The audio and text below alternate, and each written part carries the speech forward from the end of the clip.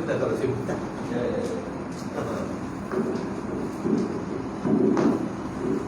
Kalau kita ada loh. Ya. Dia banyak lah.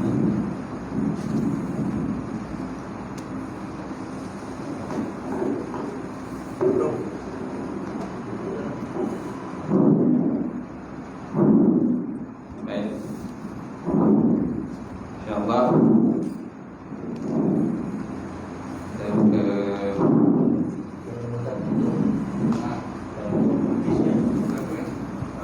kuliah kita pada ini dengan kita sama-sama membaca kitab Tilawatul Nabi Muhammadin Mustafa Rasulullah sallallahu alaihi wasallam wala kiram ashabihi syarrul Fatihah. A'udzu billahi minasyaitonir rajim. Bismillahirrahmanirrahim. Alhamdulillahirabbil alamin. Ar-Rahmanir Rahim. Maliki yaumiddin. Iyyaka na'budu wa iyyaka nasta'in. Ihdinas siratal mustaqim. Siratal ladzina an'amta 'alaihim ghairil maghdubi 'alaihim waladdallin. Amin. Oke. Assalamualaikum warahmatullahi taala wabarakatuh. Alhamdulillahilladzi anzala ala abdil kitab wa lam yaj'al lahu aywaja qayyiman liyunzira ba'san shadidan min ladunhu wa yubashshirul mu'minina allazina ya'maluna shalihat anna lahum ajran hasana makisina fihi abada.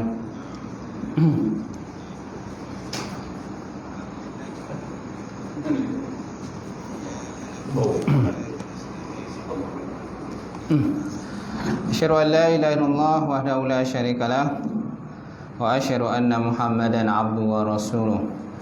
Allahumma shalli wa sallim ala sayyidina wa nabiyina wa habibina syafiina wa zuhrina wa maulana Muhammad imamil muttaqin wa qadul mujahidin wa ala alihi wa sahbihi ajma'in. Amma ba'd. Fa inna asdaqal hadis kitabullah wa khairal hadi hadi Muhammad sallallahu alaihi wasallam wa syarrul umuri muhdatsatuha wa kullu muhdatsatin bid'ah wa kullu bid'atin dhalalah wa kullu dhalalatin finnar. Allah Subhanahu wa taala fi kitabil karim. A'udzu billahi minasyaitonir rajim. Bismillahirrahmanirrahim. Yarfa'illahu allazina amanu minkum wallazina utul ilma darajat. Maksudnya Allah Subhanahu wa taala mengangkat orang-orang yang beriman dan berilmu di kalangan kamu akan beberapa derajat. Wa qala Nabi sallallahu alaihi wa ala alihi wasallam, la yu'minu ahadukum hatta akuna habba ilaihi min walidihi wa waladihi wan nasi ajmain. Maksudnya tidak sempurna iman salah seorang kamu sehingga aku lebih ia kasihi, melebihi kasihnya kepada ayahnya, melebihi kasihnya kepada anaknya, dan melebihi kasihnya kepada manusia semuanya. Nawaitu ta'allum wa ta'lim wa tazakkur wa tazkir wa naf'a wal intifa' wal ifadah wa istifada wal hasa 'ala tamassuki bi kitabillah wa sunnati rasulih wa du'a ila al huda wa dalalati ila al khairi ibtigha'a mardatillah wa qurbihi wa sawabihi subhanahu wa ta'ala. Insyaallah. Yang saya hormati, semuliakan Tuan Imam, semuanya Tuan Bilal, Jawatan Kuasa Surau, sidang jemaah muslimin yang saya hormati sekalian. Alhamdulillah kita panjatkan puji dan syukur pada Allah kerana dengan limpah kurnia serta rahmat daripada Allah terdapat bersama malam ini untuk kita sambung kitab kita lah, kitab Bidatul Hidayah Kalam Ghazali kan, insyaAllah. Dan kita berada dalam, kalau saya punya, muka surat 117. Saya tak tahulah tuan-tuan punya, dalam bab menjaga lidah, kan, meninggalkan maksiat yang zahir. Yang ketiga itulah menjaga lidah. Kita sampai pada, oleh itu jagalah lidahmu daripada 8 perkara. Macam tu. Jaga lidahmu daripada 8 perkara. Nampak tak?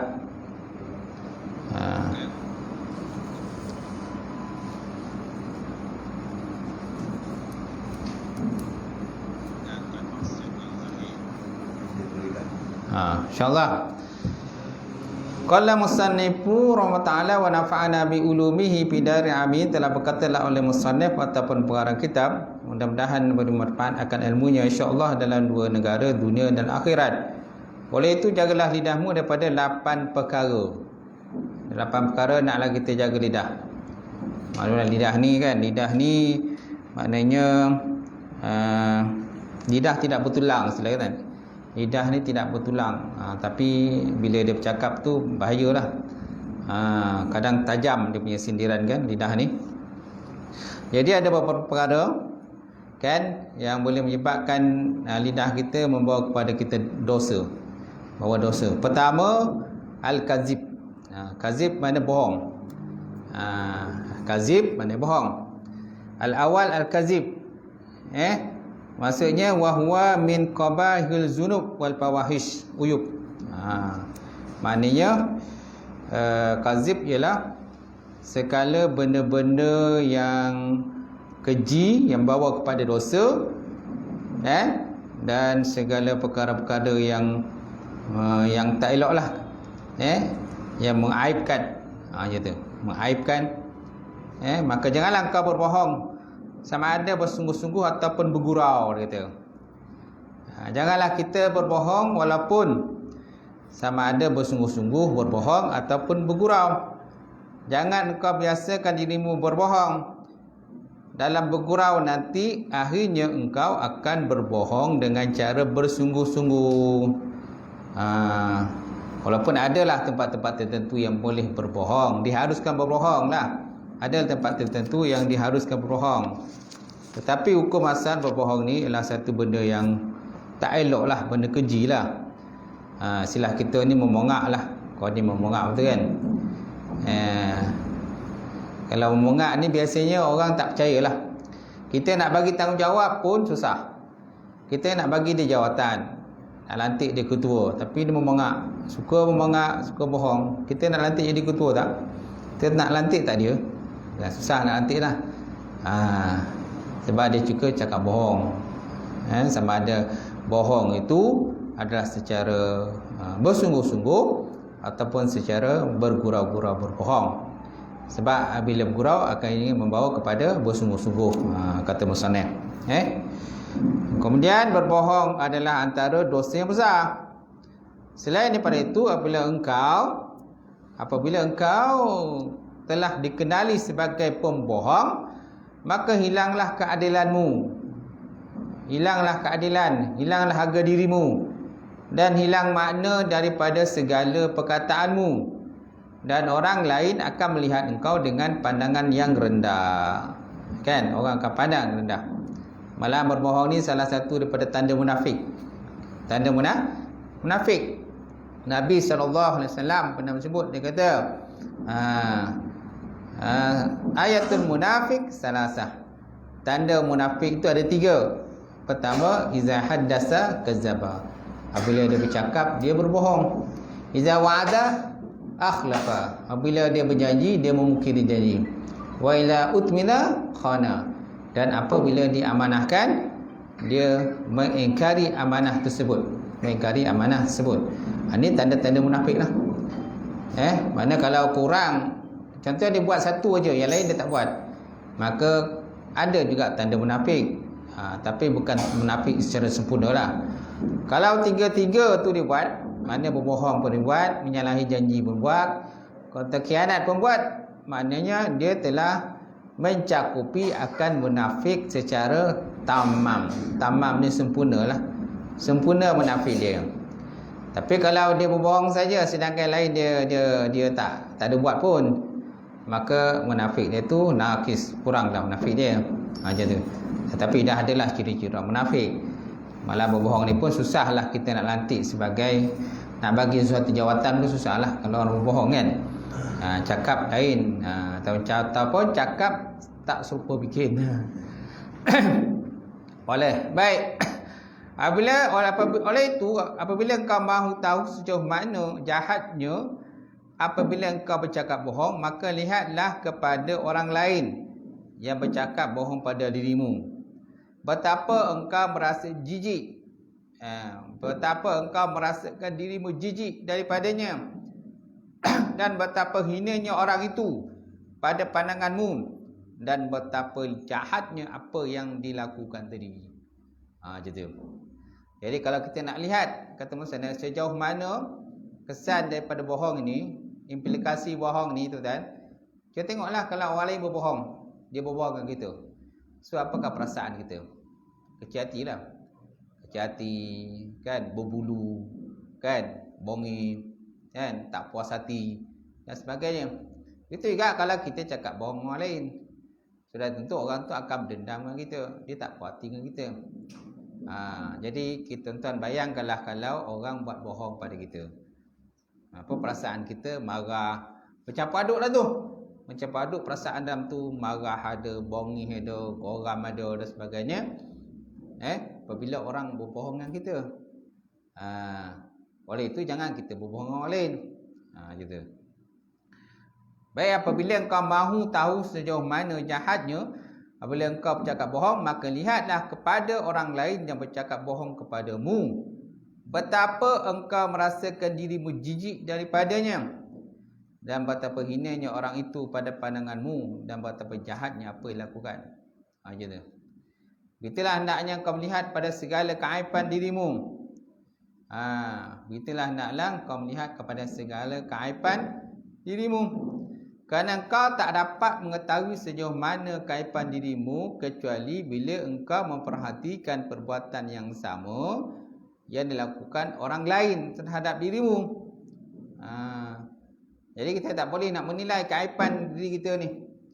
Sebab kita ni banyak tengok aib orang. Banyak tengok aib orang, banyak perhatikan aib orang. Kita tak perhati aib kita, kelemahan kita. Okey. Jadi di musannaf kata, perhatikan keaiban kita. Sebagaimana kalau kita bercakap bohong, implikasi dia, kesan dia. Maka apa yang kau pandang buruk terhadap orang lain, begitulah pula sebaliknya. Kalau kita pandang buruk pada orang lain, maka orang lain pun pandang buruk pula pada kita. Kalau kita pandang baik pada orang lain, maka orang lain pun pandang baik pada kita. Jadi itulah sebaliknya. Oleh itu janganlah engkau suka membuat perkara yang menyebabkan kebencian orang lain terhadap dirimu. Janganlah buat kebencian. Okey. Sampai itu, kan, bercakap benar ini salah satu daripada kata sifat yang wajib kepada para nabi dan para rasul. Para nabi dan para rasul.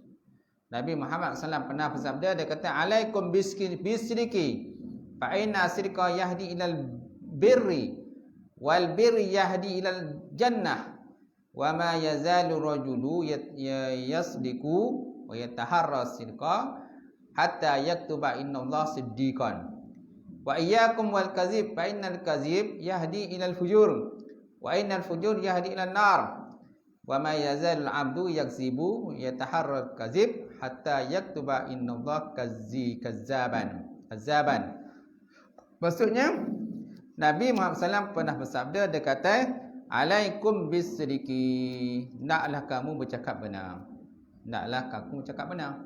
Fa inna yasirqa yahdi lil bir, kerana dengan bercakap benar tadi membawa kepada kebajikan, membawa kepada kebaikan dan juga kebajikan.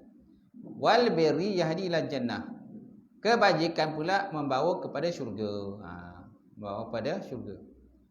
Wa ma yazal rajulu yasdiqu wa yataharra sidqa hatta yaktuba innallaha siddiqan. Senantiasalah seorang itu bercakap benar dan berusaha untuk bercakap benar sehingga ditulis di sisi Allah Taala sebagai orang yang benar, sebagai orang yang benar. Wa iyyakum wal kadzib, dan jauhkan oleh kamu daripada cakap bohong. Fa innal kadzib yahdi ilal fujur, kerana cakap bohong ni membawa kepada dosa, membawa pada dosa, fujur. Wa innal fujur yahdi ilal bir ilan nar, sesungguhnya dosa membawa pada neraka. Wa ma yazal abdu yakzibu yataharral kadzib, dan senantiasalah seorang hamba itu bercakap bohong dan dia berusaha untuk bercakap bohong hatta yaktuba indallah kazzaban, sehingga ditulis di sisi Allah Taala sebagai pembohong, sebagai orang yang cakap bohong. Macam tu. Okey, faham kan? Insya-Allah. Nah, Kadang-kadang contohnya anak dia buat salah, kemudian dia cakap benar, dia cakap betul lah ke apa ada, dia pula kena marah.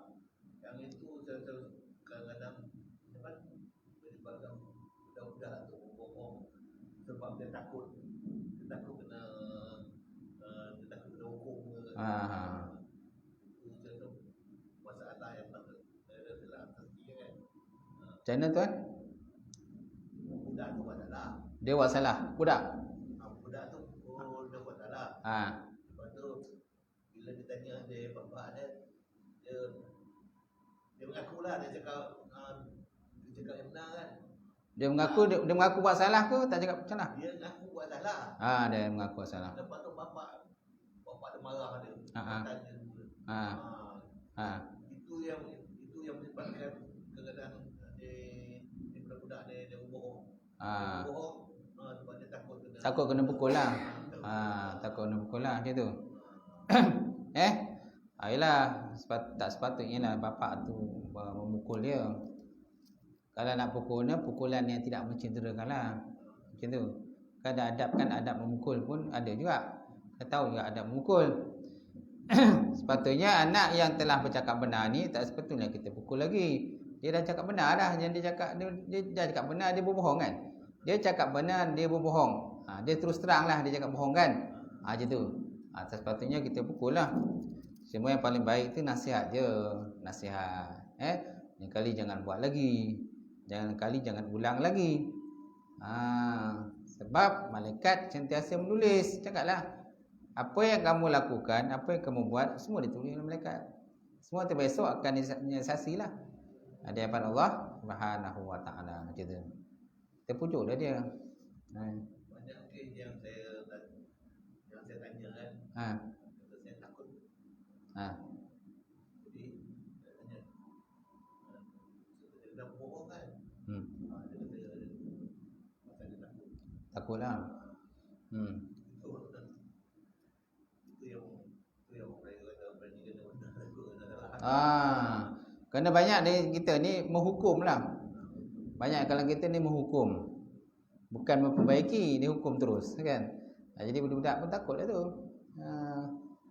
Baik. Kemudian yang kedua, menyalahi janji. Yang kedua kan, maknanya kemungkaran ataupun kekejian disebabkan oleh lidah ini, iaitulah menyalahi janji, al-khulfu bil wa'di, menyalahi janji. Maka jangan sesekali engkau berjanji kemudian menyalahi janji. Kerana sebaiknya biarlah engkau berbuat baik walaupun tanpa berjanji. Nampak? Kerana janji ini ialah satu benda yang amanah kan. Amanah. Kan disebut dalam hadis tadi, tanda munafik itu 3. Bila bercakap bohong, bila berjanji mungkin dia janji. Macam tu. Banyak orang kalau berjanji. Pertamanya yang banyak berjanji ni ahli politik lah. Ahli politik dia banyak berjanji. Ahli politik banyak berjanji tuan. Lagi kalau time-time pilihan raya lah. Janji macam-macam. Lepas tu tak ke mana janji tu. Tapi yang ada tunaikan janji dah. Yang tak tunaikan janji, nampak tak tunaikan janji. Biasanya tak tunaikan janji tu dia akan terimalah balasan dia. Terimalah balasan dia. Biasanya tak lama lah siapa merintah tak tunaikan janji, biasa tak lama lah tu kan. Lepas tu orang lain ambil lah balik. Kan? Kerana yang banyak berjanji ni biasanya pemimpin. Pemimpin kan dia nakkan jawatan, kedudukan. Dia pandailah janji apa-apa. Dia dapat tu habis macam tu lah. Tak tu tunai janji dah. Jadi kita jangan jadi macam tu. Tapi bukanlah semua pemimpin macam tu. Ada juga pemimpin yang bagus, menunaikan janji. Malahan lebih pula daripada janji yang dia cakap tu. Kan? Lebih pada tu pun dia bagi lagi, lebih pada tu lagi. Dia janji contoh nak bagi 10,000. Tiba saat ketiganya bukan 10,000 bagi, 20,000 bagi. Ada yang berjanji 10,000. Kan 5,000 pun tak nampak. 5,000 pun tak nampak, 2,000 pun tak nampak. Mana tu? Tak ada. Hari tu cakap macam mana? Kan? Banyak berlaku. Jadi kalau kita rasa tak boleh tunaikan, so janganlah berjanji. Betul juga kita dengan anak kita, kita dengan isteri kita, kita dengan kawan kita. Kalau rasa tak boleh janji, tak boleh tunai janji, janganlah berjanji. Cakap je lah insya-Allah. Macam tu kan mudah kan? Insya-Allah. Nanti insya-Allah kalau ada ni adalah. Kalau tak ada nak buat macam mana? Gitu kan. Baik. Jikalau engkau terpaksa juga mengikat janji, maka engkau mesti berhati-hati. Bila nak mengikat janji tuan-tuan, mestilah menunaikan janji. Contohnya kalau nak berkahwin kan? Nak berkahwin nak ikat janji lah tu. Berjanji. Maknanya bila time meminang tu lah. Masuk meminang kan? Janji lah tu. Janji nak berkahwin kan? Berapa hantarannya, berapa mas kahwin dia. Berapa bulan nak kata langsung biasa tu berjanji lah tu. Kalau tak betul janji mulalah tu. Ungkit-ungkit lah tu. Baik.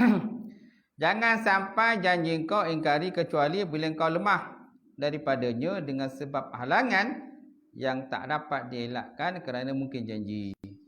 Itu adalah sebahagian daripada tanda munafik. Nampak? Itu adalah sebahagian daripada tanda munafik dan orang yang rendah kelaknya. Rasulullah SAW pernah bersabda, salasun man kunna fihi munafik wa in sama wa shalla man iza haddasa kadzaba wa iza wa'ada akhlafa wa iza utmina khana. 3 perkara, barang siapa ada 3 perkara itu dalam dirinya, maka dia ni termasuk orang munafik. Orang munafik. Wa in sama wa shalla, sekalipun dia berpuasa, sekalipun dia sembahyang. Sekalipun puasa, sekalipun sembahyang. Okey. Man iza haddasa kadzaba. Itulah orang-orang apabila dia berjanji, dia mungkir janji. Dia cakap, dia berbohong. Dan apabila diamanahkan, dia mungkir kepada amanah. Mungkir amanah tadi. Tidak menunaikan amanah. Malahan kesan nak tunai amanah ni, kesan dia besarlah. Boleh menyebabkan seseorang itu kan kemungkinan besar dikatakan pecah amanah. Kan banyak orang tu kan, orang dah diberikan amanah dan tanggungjawab, tiba-tiba pecah amanah. Bila pecah amanah, dah kena tangkap oleh SPRM pula. Bila SPRM tangkap, kan dakwa, keluarlah langsung khabar dan sebagainya. Jadi kan kadang benda tu dengan kira kan, orang awam ke, penjawat awam ke, kalau tak betul cara dia, kenalah. Baru ni pun kita tengok kan ada kaki tangan hospital. Kaki tangan hospital, berapa orang kena dakwa? Berapa orang kan kena dakwa? Kan? Minta suapan untuk menguruskan jenazah COVID. Satu keluarga tu berapa dah dia minta, adalah. Macam tu. Mana kalau collect tu dapatlah berpuluh ribu juga dapatlah. Dia kongsi 5-6 orang rasanya. Yang kena dakwa tu, SPRM dakwa lah. Macam tu. Kan malu lah, malu. Jadi kalau boleh kita janganlah jadi macam tu tuan. Boleh tuan InsyaAllah. Jadi separuh daripada riwayat menyatakan ada penambahan daripada lafaz tadi. Ada penambahan, contohnya wa iza khasama fajara. Wa iza khasama fajara, dan apabila dia bertengkar, dia melewati daripada had pertengkaran ataupun perbantahan dan sebagainya. Mungkin kaki dia naik, tangan naik dan sebagainya, boleh bertumbuk, boleh bergaduh dan sebagainya. Dia pun tanda munafik juga. Tanda munafik. Mana ada satu riwayat menyatakan tambah lagi. Kemudian orang munafik ni pula kalau sebut dalam hadis, dalam ayat Quran pun disebut, orang munafik ni berada di dasar neraka yang paling bawah. Okey? Yang dikenaki dengan nifak itu ialah nifak amalan, bukan nifak iman, atau nifak adat, bukan nifak syarak. Kerana tulen nifak dengan 2 makna. itu tidak melazimi kufur yang campakkan ke dalam neraka yang paling bawah. Itulah dipahamkan oleh Al-Azizi di sambungannya, tambahan dalam kitab ni lah je tu. Jadi walaupun macam mana pun kita cubalah, kan, cubalah tunaikan janji. Kalau kita rasa kita tak boleh tunaikan janji, jangan janji. Ataupun kita rasa tak sanggup terima amanah, jangan terima amanah. Banyak kalau kita ni tuan-tuan terima amanah, tapi bila diamanahkan tak ada. Kan? Bila panggil mesyuarat tak datang mesyuarat. Bila panggil mesyuarat datang. Bila pengajian tak ada, macam ni lah. Mengaji berapa orang, 4 orang je, mana lagi? Mana pergi lain lagi? Mana jawatan kuasa ni kan? Macam tu. Sebab kita kena buat laporan ni, Fiz. Mana berapa orang yang hadir dalam borang tu, kena tulis situ. Mana kalau 3 orang lain hadir. Kalau 4 orang, 4 orang lain hadir. Nanti orang pun tengoklah, compare lah dengan tempat lain lagi. Compare, kan? Macam tu. Baik, cubalah kita perbaiki kan. Perbaiki, kan? Tambahkan lagi lah kita punya jemaah tu. Fungsi siapa? Fungsi tak ada. Fungsi pun tak ada. Dia kalau munafik amal ni bukan munafik akidah ni. Mana? Munafik sikit amalan sajalah. Bukan daripada akidah dia. Munafik amal bukan munafik akidah. Walaupun dia berpuasa dan sembahyang. Ialah orang yang apabila dia bercakap dia berbohong, bila berjanji dia mungkir, kan? Bila dia amanahkan dia khianat. Dia bukan munafik yang macam Ubay bin tu lah. Ubay bin Khalaf itu bukan munafik macam tu. Kalau munafik macam tu dia kufur, menzahirkan iman. Zahirkan iman tapi dalam hati dia kufur. Macam tu. Dia bukan munafik macam tu. Itu munafik juga. Tapi ini munafik amalan saja. Tingkat lagi masih lagi beriman pada Allah. Masing-masing beriman pada Allah. Tapi kelemahan dia itulah cakap bohong. Kan? Kelemahan dia tak tunai janji. Kelemahan dia apa kata mungkin janji. Kelemahan dia khianat. Macam tu. Tapi ialah benda tu menunjukkan pada kelemahan lah. Kelemahan seseorang lah. Bila ada kelemahan-kelemahan tu, orang pun susah nak bagi tanggungjawab. Ni nak lantik je ke ni? Rasa macam tak confident nak lantik kan? Macam tu. Okay kan? Saya kalau mana-mana surau saya ngajar tu fungsi tak ada, saya cakap buat mesyuarat je. Pilih jawatan kuasa baru. Lantik fungsi baru lah macam tu. Sebab tak ada, buat apa jadi fungsi? Tak datang. Nama je ada tapi tak ada. Saya cakap macam tu je.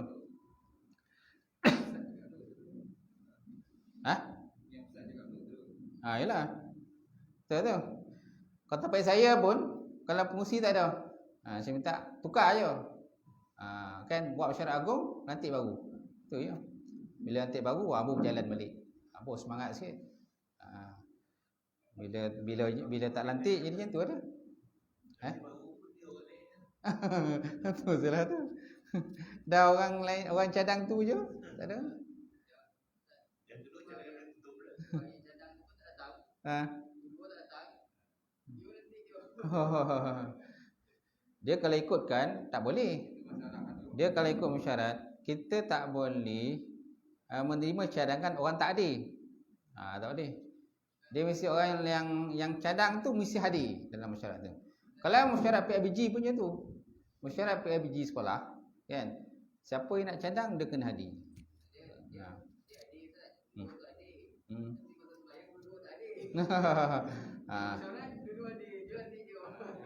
Gitu. Yalah dia cadang je, yang lain kalau sokong jadi dia jadilah fungsi. Kalau lain semua tak sokong, ada cadangan lain, mana ada alternatif lah. Gitu. Ni masing-masing turut je. Yang kedua tu saya cadangkan dia tutup apakah lah. biasanya tu lah. Dia tak boleh macam tu dah. Kan? Kalau kita rasa maknanya orang yang kita nak bagi amanah tu tak boleh jalan, mesti ada alternatif. Orang kata cadangan kedua. Tak boleh kita cadang tutup dah. Mesti ada cadangan kedua, cadangan ketiga dan sebagainya. Kemudian undi kan. Okey, siapa yang undi yang terbanyak? Itulah. Sebab kita nak bawa ni bukan sekejap. Kita nak buat lama. Setahun, 2 tahun, 3 tahun nak bawa kan. Macam tu. Kalau seminggu dia dah, ni nak bawa 2-3 tahun. 2-3 tahun masuk baru musyarat lagi kan. Macam tu. Okey, seterusnya tuan mengumpat orang. Macam mana pula boleh ke situ tadi? Satu sasar sikit. Baik, seterusnya mengumpat orang. Okey. Dosa mengumpat orang adalah lebih berat daripada 30 kali berzina. Masya-Allah. Ghibah. Ghibah ni mengumpat. Dosa mengumpat orang adalah lebih berat daripada 30 kali berzina seperti disebutkan dalam hadis. Dan yang dimaksudkan dengan ghibah atau mengumpat ialah bahawa engkau menyatakan apa sahaja perkara yang sabit dengan seseorang. Jikalau ia mendengar perkataan tersebut, tentu dia akan marah. Itu dikatakan ghibah tu. Maknanya kita menyebut keaiban seseorang, yang mana orang tu tak ada depan kita. Dia tak ada depan kita. Yang mana kalau didengar nanti, memang dia marahlah. Marah kan? Macam tu. Bukanlah mengumpat dia. Bukanlah mengumpat dia. Teropan-teropan je lah. Kan? Mengutuk lah kan. Mengutuk lah namanya. Mengutuk depan-depan kan.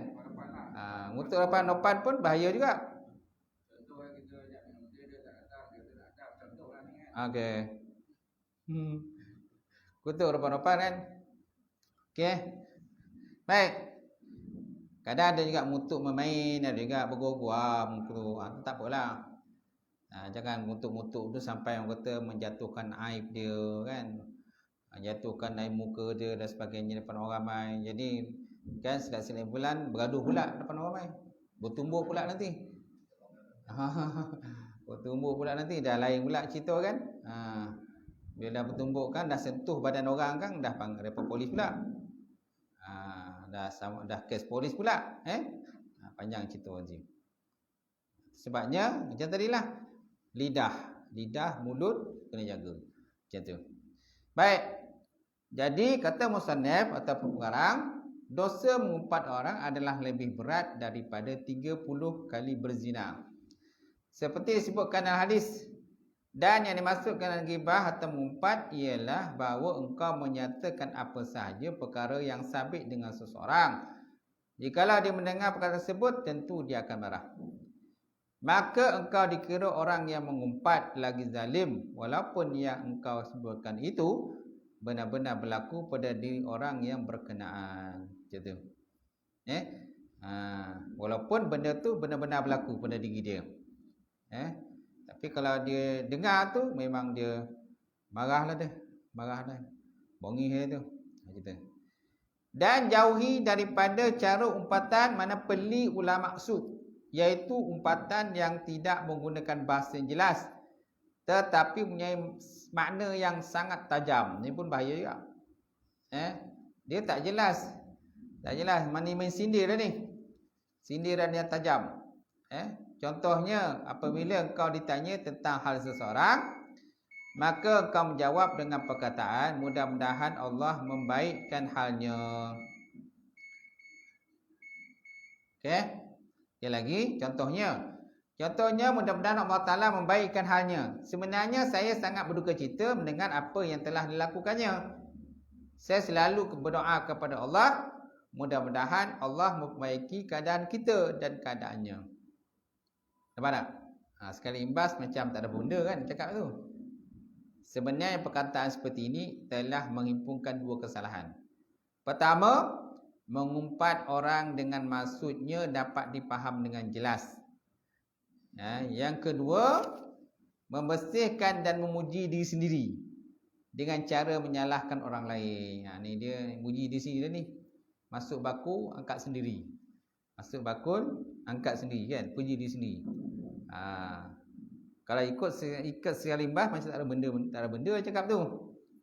Cuba tuan-tuan tengok balik apa dia cakap. Mudah-mudahan Allah Ta'ala membaikkan halnya.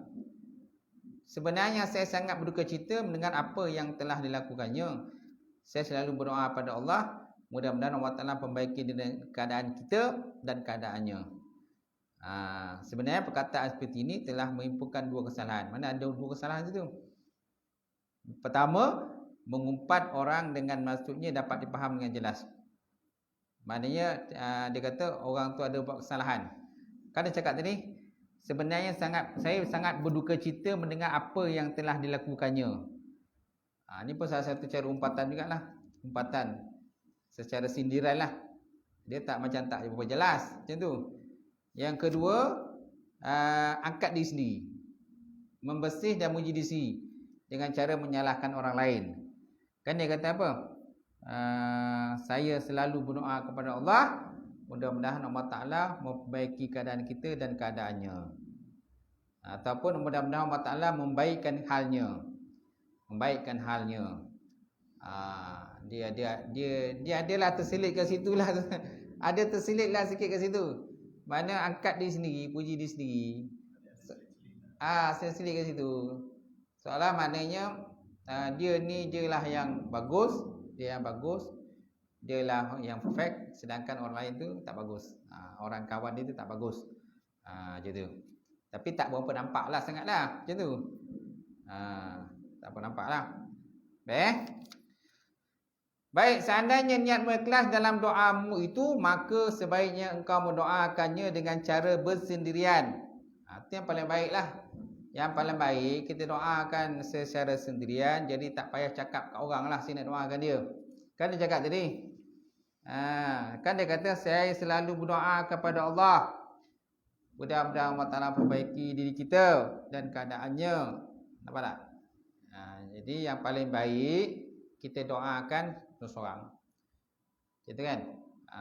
Seandainya niat ikhlas dalam doa, maka sebaiknya engkau mendoakannya dengan secara munfarid, secara bersendirian. Dan seandainya engkau susah hati dengan sebab perbuatannya, maka tandanya engkau tak suka membuka keaiban dia di hadapan orang lain, tetapi engkau menzahirkan kesusahanmu dengan keaibannya. Nampak? Mana ada sindiran halus lah. Sindiran halus itu maknanya kita membuka keaiban dia. Mungkin orang lain tak tahu. Orang lain tak tahu kan. Tiba-tiba boleh cakap benda tu, orang dah tahu. Macam tu. Sama macam dalam grup WhatsApp lah. Dalam grup WhatsApp kan, tiba-tiba orang kadang-kadang ada mesej tu masuk. Mesej apa ni? Kita pun tak faham. Rupa dia ada sindir orang dalam tu. Dia ada sindir orang dalam grup tu. Sebenarnya masalahnya dia dua orang je. Dia dua orang je masalah tu. Tapi bila dia dah postkan dalam grup tu nak ramai 100 lebih. Daripada dia dua orang je tahu membalas tu, tapi orang lain semua tahu. Ada kadang saya tengok. Sampai kita pun boleh, saya tak faham lah apa bodoh ni. Banyak kadang berlaku kan. Tak faham ni apa bodoh ni. Ada itu ada satu grup itu. Grup orang kata grup Gombau punya. Grup orang masjid lah, orang masjid Gombau. Saya ada dalam grup tu kan. Adalah bodoh dia berbalas dua orang tu. Dia postkan dalam tu, dia tak puas hati dia post dalam tu. Jadi orang tak tahu pun jadi tahulah dia. Nampak? Jadi mana soalan mana. Jadi benda tu aib. Benda tu aib. Tahu tak? Jadi dia buka aib kawan dia. Macam tu. Dia sebenarnya dia nak tanya kawan dia tu, jawatan kawan tu. Apa jawatan dia sebenarnya? Sebab jawatan tak jelas. Kawan tu pula diam. Dia tak jawab. Mungkin dia sibuk ke apa dan sebagainya. Mungkin dia tak sempat nak jawab ke kan dan sebagainya. Jadi dia diam je. Jadi orang bertanya ni dia tak puas hati ke dia postkan dalam tu. Dia post dalam tu. Masalah dia, soalan dia tak dijawab tu. Kita pun pelik lah. Apa bodoh ni kan. Pocito ni tuan. Tak faham lah. Kan? Itu dia lah cerita-cerita tu. Jadi yang punya badan tu senyap je. Tak cakap apa. Senyap je. Dia dalam grup tu juga. Allahu Akbar. Dia cakap daripada orang tak tahu dah jadi tahu kan. Ya. Sebaiknya tuan sebaiknya tuan kata selesai topi lah juga. PM tepi je, selesai kat tepi je. Jangan masuk dalam grup. Ya. Jadi membuka aib orang lain kan. Buka aib kelemahan orang lain. Baik. Dan seandainya engkau sesati dengan sebab perbuatannya, maka tandanya engkau tak suka muka keaibannya di hadapan orang lain. Tetapi ketika engkau menzahirkan kesusahanmu dengan keaibannya, maka itu sama ertinya dengan engkau menzahirkan keaiban dia. Nampak?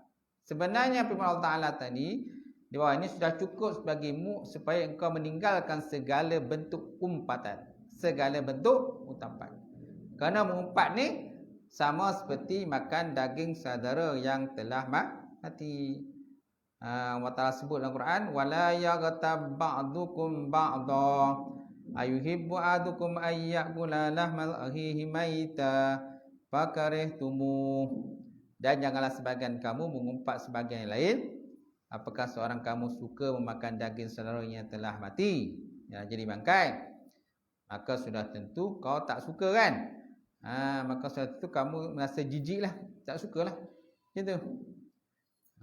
Sebabnya kita kena jauhkan akan mengumpat orang lain. Malah bila mengumpat ni pun sakit hatilah. Bila orang tak puas hati, dia akan balas pula. Itu yang jadi balas-balas panjang dia tu. Asal benda tu kecil je. Asal benda kecil je. Tapi bila tak puas hati, dia jadi panjang lah. Panjang kan, berlarutan, bergaduh. Lepas tu kata bila dah bergaduh dalam grup WhatsApp, left group. Okay, sila kata left lah. Adalah yang left nanti. Ya, admin pun dah bising lah. Admin bising kan. Itu biasalah tu. Left group. Bila dah left group tu nak masukkan balik tu yang susah tu. Makan masuk kan. Makan masuk. Boleh masuk tapi dia makan masuk lah. Mungkin ada kocak hati dan sebagainya. Dia dah left group. Baik. Jadi Allah Ta'ala telah menyerupakan engkau dengan pemakan bangkai. Maka hindari daripada ribah. Hindari daripada mengumpat. Dan jikalau engkau mau berfikir, tentu engkau tidak akan mengumpat orang lain. Cuba kau lihat pada dirimu sendiri. Bukankah dirimu sendiri juga pernah membuat maksiat secara sendiri? Dan juga dengan secara terang-terangan. Maka apabila engkau telah mengetahui dirimu sendiri banyak mempunyai kelemahan, sehingga engkau melakukan sesuatu maksiat, maka ketahuilah begitu pula halnya saudaramu. Ia juga mempunyai kelemahan sehingga dia melakukan maksiat. Jadi kita bukannya diri kita ni sempurna, bukan kita ni perfect, semua masing-masing ada kelemahan. So bila kita nampak kawan kita ada kelemahan, so janganlah kita umpat dia. Sebaiknya pergilah, kan, face to face lah, ataupun PM tepi je lah. PM tepi bagi nasihat, kan. Kalau tak boleh bagi nasihat, okey, nanti orang lain bagi nasihat. Nanti orang lain yang boleh bagi nasihat. Daripada kita bising-bising dalam grup WhatsApp tu, kan. Daripada orang yang tak tahu jadi tahu, dan akhirnya orang yang tak tahu jadi tahu tadi, orang yang tahu tu pula dia sebar pula tempat lain lah, masuk pula grup WhatsApp lain pula. Transfer pula grup WhatsApp lain. Yang grup WhatsApp ni transfer ke sana pula. Jadi ramai. Daripada seorang dua tahu, dah ramai yang tahu pula. Macam tu. Baik, maka uzurnya sama dengan uzurmu. Tetapi kenapa engkau suka menyebut-nyebut kelemahannya? Tentu dia tak suka seperti hanya engkau tak suka disebutkan kelemahanmu. Nampak? Macam mana kita tak suka orang kata menyebut kelemahan kita, so begitu juga orang lain. Orang lain pun tak suka juga menyebut kelemahan dia. Macam tu. So, maka naklah kita memperbaiki kelemahan-kelemahan tersebut. Wallahu a'lam bissawab, tuan-tuan. Cukuplah perbincangan kita malam ni, insya-Allah. Dengan perbincangan ni, insya-Allah sebanyak akan dapat meningkatkan iman kita, insya-Allah. Ada tambah lagi 2 orang, 6 orang lah kan dia. 6 orang. Yang tak nampak ada juga tu. Para malaikat ramai ya.